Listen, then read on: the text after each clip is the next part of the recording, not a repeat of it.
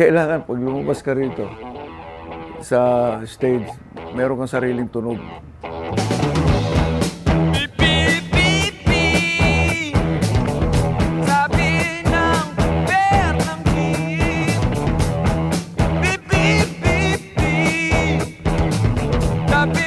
Behind the concept, yung talagang gusto ko rito, yung sarili kong tunog as an identity. Nabasa ko si Elegy, wow, kailangan pumunta na ako ron kasi mahanap ko yung tunog ko.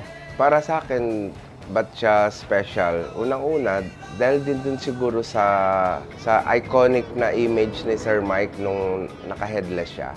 Makikita natin dito sa bass niya and hindi tayo nalayo.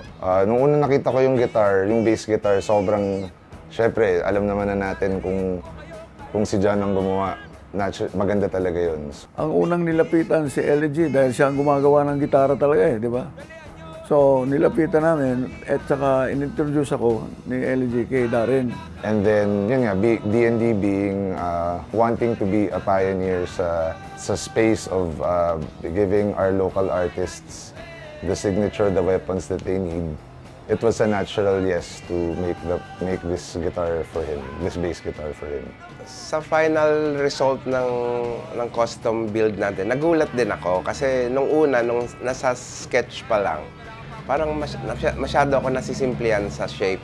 Pero nung nagawa na natin yung live na, elegante siya. Dahil siguro sa choices ng hardwares, yung kulay gold, then yung black. So, yun yung formula para maging elegante siguro.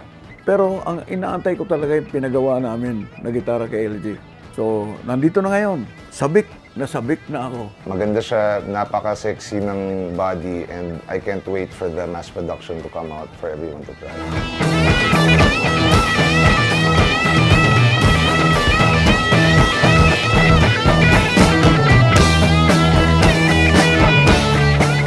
Wow, ang tindi.